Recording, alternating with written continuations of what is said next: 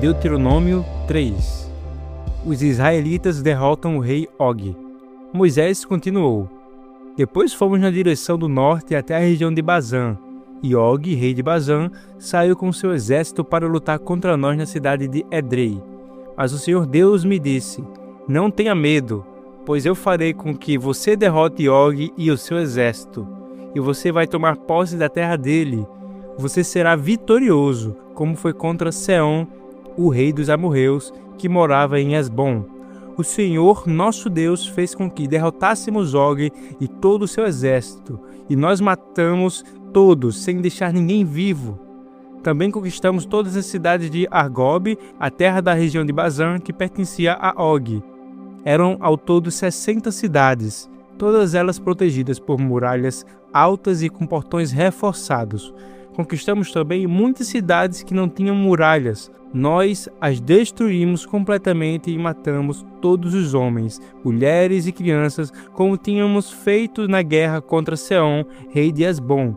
Mas ficamos com o gado e com objetos de valor que encontramos nas cidades. Foi assim que conquistamos naquele tempo as terras daqueles dois reis amorreus na região a leste do rio Jordão, desde o rio Arnon até o monte Hermon.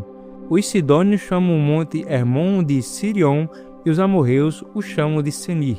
Conquistamos todas as cidades do Planalto e toda a região de Gileade e de Bazã, até as cidades de Salca e Edrei, na parte leste de Bazã. Og, rei de Bazã, foi o último rei da raça de gigantes chamados Refaim. A sua cama, feita de ferro, media 4 metros de comprimento por 1,80 metro de largura, de acordo com a medida usada naquele tempo. A cama ainda está na cidade de Rabá, no país de Amon. As tribos israelitas a leste do Jordão. Moisés continuou: Depois que tomamos posse da região a leste do rio Jordão, dei às tribos de Ruben e de Gade a região que fica ao norte de Aroer, na beira do vale do rio Arnon, e também metade da região montanhosa de Gileade, com as cidades dali. E para uma metade da tribo de Manassés, dei o resto de Gileade e toda a região de Bazã, onde Og havia sido rei, isto é, a terra de Argob. Toda a região de Bazã era conhecida como a terra de Refaíns. Jair, que era descendente de Manassés, conquistou toda a região de Argob, isto é, Mazã, até a fronteira com Gessur e Maacá. Ele pôs o seu nome nas cidades dali, e até hoje elas são conhecidas como as cidades de Jair. Eu dei a região de Gileade ao grupo de famílias de Maquir, e para as tribos de Ruben e de Gade, dei o território que vai desde a região de Gileade na direção do sul até o vale do rio Arnon. A divisa fica no meio do vale. Para o norte, as suas terras vão até o rio Jaboque, que fica na fronteira com a terra dos Amonitas. Para o oeste, o seu território vai até o rio Jordão, desde o lago da Galileia, no norte, até o Mar Morto, no sul, e até o pé do Monte Pisga, no leste. Foi nessa ocasião que dei às tribos de Ruben e de Gade e à metade leste da tribo de Manassés a seguinte ordem: O Senhor nosso Deus lhes deu essas terras a leste do rio Jordão, e vocês tomaram posse delas. Agora que os homens peguem as suas armas e atravessem o rio Jordão na frente dos seus patrícios para ajudá-los a tornar posse das terras deles. Mas as mulheres, as crianças e o gado, e eu sei que vocês têm muito gado, ficarão aqui nas cidades que já dei a vocês. Ajudem os seus patrícios até que eles acabem de tomar posse das terras que o Senhor, o nosso Deus, está dando a eles a oeste do rio Jordão, e até que estejam morando ali em paz, como vocês estão nas suas terras. Aí vocês poderão voltar e morar na terra que eu lhes dei aqui, a leste do Jordão. Também falei com Josué e disse: Você viu que o Senhor Deus fez com aqueles dois reis, Seom e Og? Pois é isso mesmo o que ele fará com os reis de todas as terras que vocês vão invadir. Não tenham medo deles, pois o Senhor, seu Deus, combaterá por vocês. Deus não deixará Moisés entrar em Canaã. Nessa ocasião, eu também orei a Deus, o Senhor, dizendo: Ó Senhor, meu Deus, eu sei que começaste a mostrar a tua grandeza e o teu poder para mim, teu servo. pois não existe outro Deus no céu ou na terra que possa fazer coisas tão grandes e maravilhosas como tu tens feito. Peço-te, pois, que me deixes atravessar o rio Jordão e ver a boa terra que fica no outro lado, a bela região montanhosa e os montes Líbanos. Mas por causa de vocês, o Senhor estava irado comigo e não atendeu o meu pedido. Pelo contrário, ele disse: chega, não fale mais nisso. Suba o monte Pisga e lá em cima olhe para o norte e para o sul, para o leste e para o oeste. Olhe bem toda a terra, pois você não vai atravessar o rio Jordão. Dê conselhos a Josué, anime-o, encoraje-o, pois ele vai comandar o povo de Israel na conquista desta terra que você está vendo. Então paramos no vale que fica perto da cidade de Bet-peor. Deuteronômio 4. Moisés aconselha o povo a ser obediente. Depois, Moisés disse ao povo de Israel: obedeçam a todas as leis e a todas as ordens que estou dando a vocês agora, para que vivam e tomem posse da terra que o Senhor, o Deus dos nossos antepassados, vai dar a vocês. Não acrescentem nada à lei que lhes estou dando, nem tirem dela uma só palavra. Guardem todos os mandamentos do Senhor, nosso Deus. Vocês mesmos viram o que o Senhor fez perto do Monte Peor, como matou todas as pessoas do nosso povo que ali adoraram o Deus Baal. Mas aqueles que continuam fiéis a Deus, o Senhor, ainda estão vivos. Como o Senhor, meu Deus, me ordenou, eu lhes tenho ensinado as leis e os mandamentos que vocês deverão guardar na terra que vão invadir e que vai ser de vocês. Portanto, obedeçam fielmente a todas essas leis, e assim os outros povos verão que vocês são sábios e inteligentes. Quando ouvirem falar dessas leis, eles dirão: como é sábio e inteligente o povo dessa grande nação. Nenhuma outra grande nação tem um Deus que fique tão perto do seu povo como o Senhor, nosso Deus, fica perto de nós. Ele nos ouve todas as vezes que pedimos a sua ajuda. E será que existe outra grande nação que tenha mandamentos e ensinamentos tão direitos como essa lei que estou lhes dando hoje? Portanto, tenham cuidado e sejam fiéis para que nunca esqueçam as coisas que viram. E contem aos seus filhos e netos o que aconteceu no Monte Sinai naquele dia em que vocês estiveram na presença do Senhor, nosso Deus, quando ele me disse: reúna esse povo na minha presença para que escutem o que vou dizer, a fim de que aprendam a temer-me a vida inteira e assim ensinem os seus filhos. Então foram e ficaram ao pé do Monte Sinai, que estava completamente coberto de escuridão e de nuvens negras. Em cima do monte havia um fogo e as suas chamas subiam até o céu. Do meio do fogo, o Senhor Deus falou com vocês. Vocês ouviram a voz dele, mas não viram ninguém, só escutaram a voz. Deus lhes anunciou a aliança que estava fazendo com vocês e mandou que obedecessem aos 10 mandamentos, que depois escreveu em 2 placas de pedra. E ao mesmo tempo o Senhor mandou que eu lhes ensinasse as leis e os mandamentos que vocês devem seguir na terra que vão invadir e que vai ser de vocês. Aviso contra a adoração de ídolos. Moisés continuou: quando o Senhor, nosso Deus, falou com vocês do meio do fogo no Monte Sinai, vocês não viram a forma de ninguém. Portanto, tenham todo o cuidado e não cometam o erro de fazer imagens para adorar. Não façam nenhuma imagem que sirva de ídolo, seja em forma de homem ou de mulher, ou de animal, ou de ave, ou de animal que se arrasta pelo chão, ou de peixe. E quando olharem para o céu, não caiam na tentação de adorar o sol, a lua ou as estrelas, pois o Senhor nosso Deus repartiu o sol, a lua e as estrelas entre os outros povos, para que eles os adorem. Mas vocês são um povo que o Senhor tirou do Egito, aquela fornalha acesa, para serem somente dele, como de fato são. Por causa de vocês, o Senhor Deus ficou irado comigo e jurou que eu nunca atravessaria o rio Jordão, nem entraria na boa terra que o Senhor nosso Deus lhes está dando. Eu não vou atravessar o rio Jordão, vou morrer aqui mesmo, mas vocês vão atravessá-lo e tomar posse daquela boa terra. Tenham o cuidado de não esquecerem a aliança que o Senhor nosso Deus fez com vocês. Obedeçam a sua ordem e não façam nenhuma imagem para adorar, pois o Senhor, nosso Deus, é um fogo destruidor. Ele não tolera outros deuses. E mesmo depois de muitos anos na terra de Canaã, quando vocês já estiverem velhos e tiverem filhos e netos, não cometam o erro de fazer ídolos. Para Deus isso é um pecado grave, e Ele ficará irado com vocês. Chama o céu e a terra como testemunhas contra vocês. Se adorarem ídolos, vocês desaparecerão logo da terra que vai ser de vocês no outro lado do Rio Jordão. Vocês viverão pouco tempo naquela terra e logo serão completamente destruídos. O Senhor Deus os espalhará pelas nações estrangeiras, onde poucos de vocês ficarão vivos. Naquelas nações, vocês adorarão deuses feitos de madeira e de pedra, que não veem, nem ouvem, não comem, nem cheiram. Lá vocês procurarão o Senhor, o seu Deus, e o encontrarão, se o buscarem com todo o coração e com toda a alma. E no futuro, quando estiverem em dificuldades e tudo isso acontecer, então se vocês voltarem para o Senhor, nosso Deus, e obedecerem aos seus mandamentos, Ele não os abandonará. Ele é Deus misericordioso e não os destruirá, e nem esquecerá a aliança que fez com os nossos antepassados e que jurou cumprir. Estudem o passado, toda a história desde a criação da humanidade.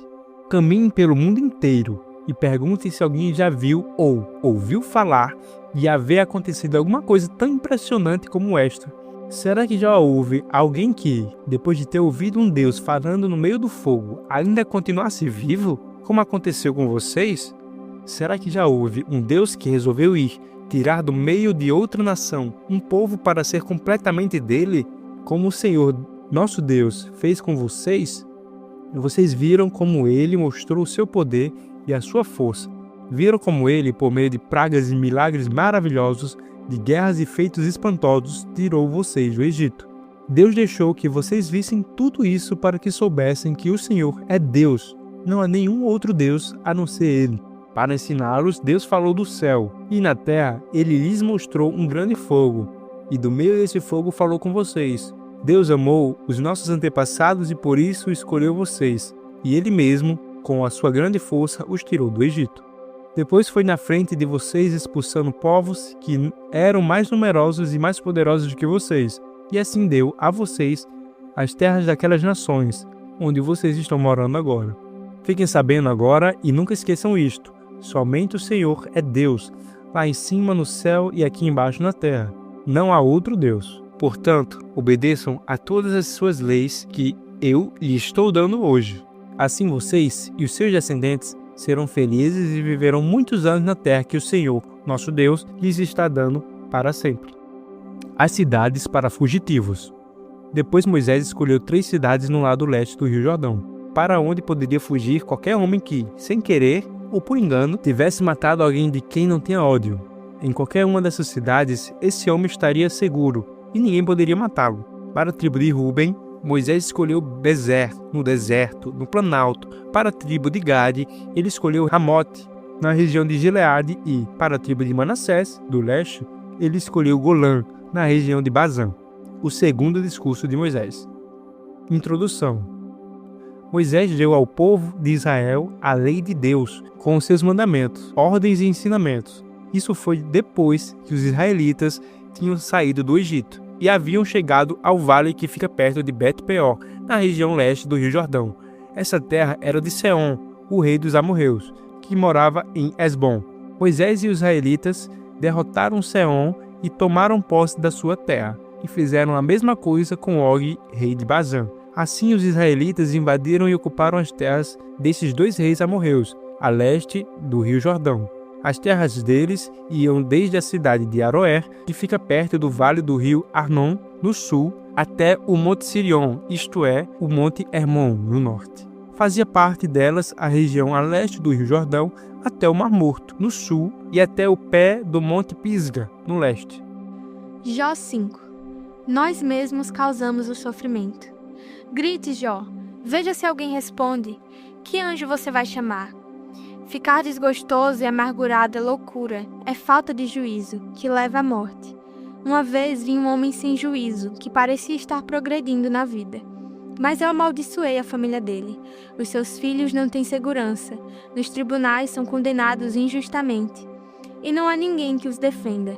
Os famintos ficam cobiçando as suas riquezas, devoram as suas colheitas, pegando até o trigo que nasce entre os espinhos.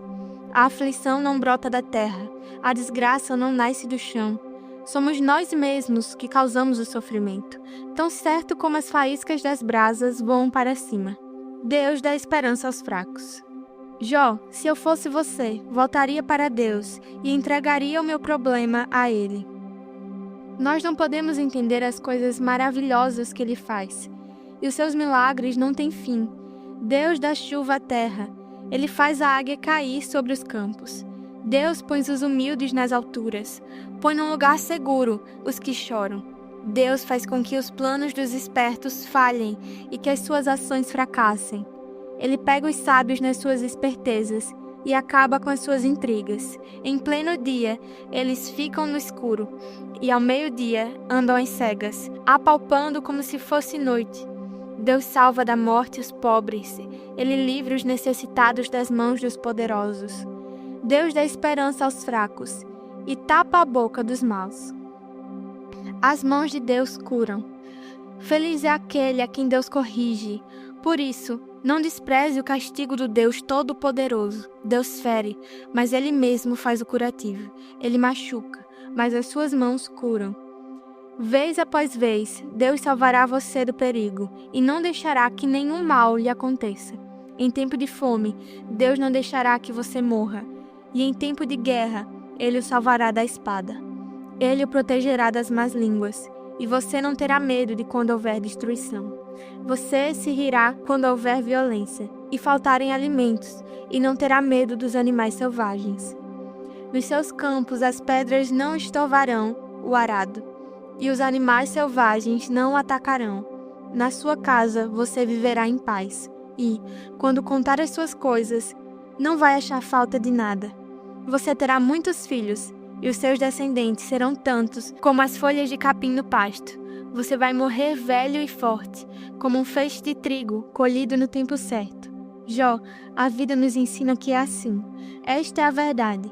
Pense nisso para o seu próprio bem. Mateus 26, versículo 47. Jesus é preso. Jesus ainda estava falando quando chegou Judas, um dos 12 discípulos.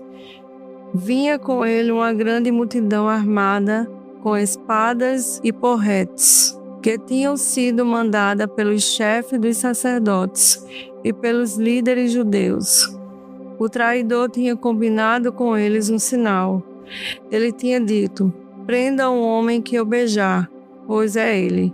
Judas foi até perto de Jesus e disse: Mestre, que a paz esteja com o Senhor. E o beijou. Jesus respondeu: Amigo, o que você vai fazer, faça agora.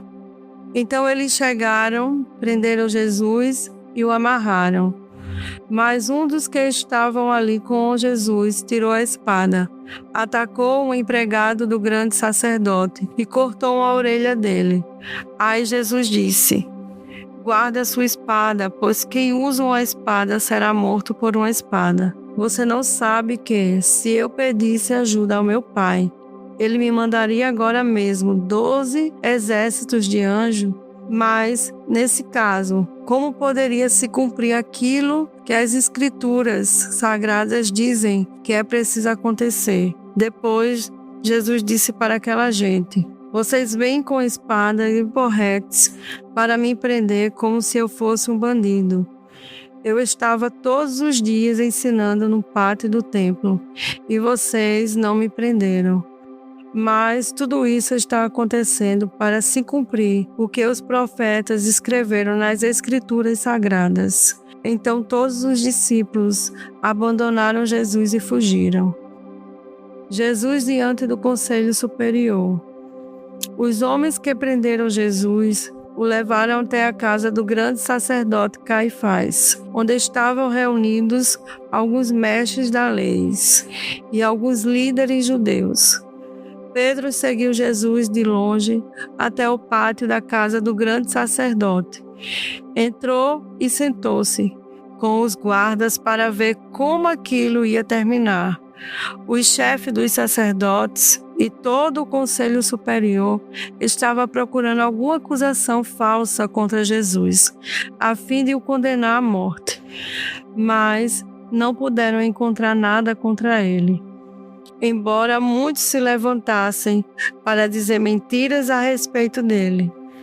Afinal, 2 homens se apresentaram e disseram: "Este homem afirmou: eu posso destruir o templo de Deus e construí-lo de novo em 3 dias. Aí o grande sacerdote se levantou e perguntou a Jesus: "Você não vai se defender dessa acusação?" Mas Jesus ficou calado. Então o grande sacerdote tornou a perguntar: "Em nome do Deus vivo, eu exijo que você diga para nós: você é o Messias, o Filho de Deus?" Jesus respondeu: "Quem está dizendo isso é o Senhor, mas eu afirmo a vocês que de agora em diante vocês verão o Filho do Homem sentado do lado direito do Deus Todo-Poderoso e descendo nas nuvens do céu." Aí o grande sacerdote rasgou as suas próprias roupas e disse: "Ele blasfemou. Não precisamos mais de testemunhas. Vocês ouviram agora mesmo esta blasfêmia contra Deus. Então, o que resolvem?" Eles responderam: "Ele é culpado e deve morrer." Em seguida, cuspiram no rosto de Jesus e deram bofetadas nele. E os que batiam nele diziam: "Ei, Messias, adivinhe para nós quem foi quem bateu em você." Pedro nega Jesus.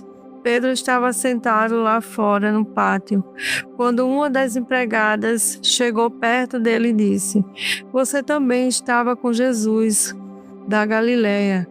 Mas ele negou diante de todos, dizendo: "Eu não sei do que é que você está falando." Depois foi para a entrada do pátio. Outra empregada ouviu e disse às pessoas que estavam ali: "Ele estava com Jesus de Nazaré." Pedro negou outra vez, respondendo: "Juro que não conheço esse homem." Pouco depois, os que estavam ali chegaram perto de Pedro e disseram: "O seu modo de falar mostra, de fato, que você também é um deles." Então Pedro disse: "Juro que não conheço esse homem. Que Deus me castigue se não estou dizendo a verdade." Naquele instante o galo cantou e Pedro lembrou que Jesus lhe tinha dito: "Antes que o galo cante, você dirá 3 vezes que não me conhece." Então Pedro saiu dali e chorou amargamente.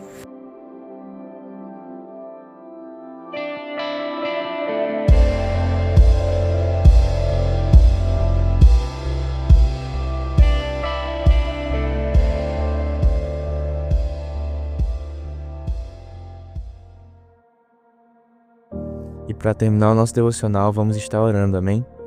Feche seus olhos e abra o seu coração nesse momento. Senhor Jesus, nós te agradecemos, Deus, porque nós podemos te ouvir nessa manhã, nessa tarde, nessa noite. Nós podemos te sentir, Jesus, através desse devocional. Queremos te pedir que o Senhor venha continuar nos abençoando. Queremos te pedir, Jesus, que a tua presença venha nos acompanhar ao longo do nosso dia, ao longo da nossa semana, Jesus. Que o Senhor venha ser o único e o primeiro em nossas vidas, Pai. Que o Senhor venha abençoar nós e a nossa família. É assim que nós choramos e te agradecemos em nome de Jesus. Amém.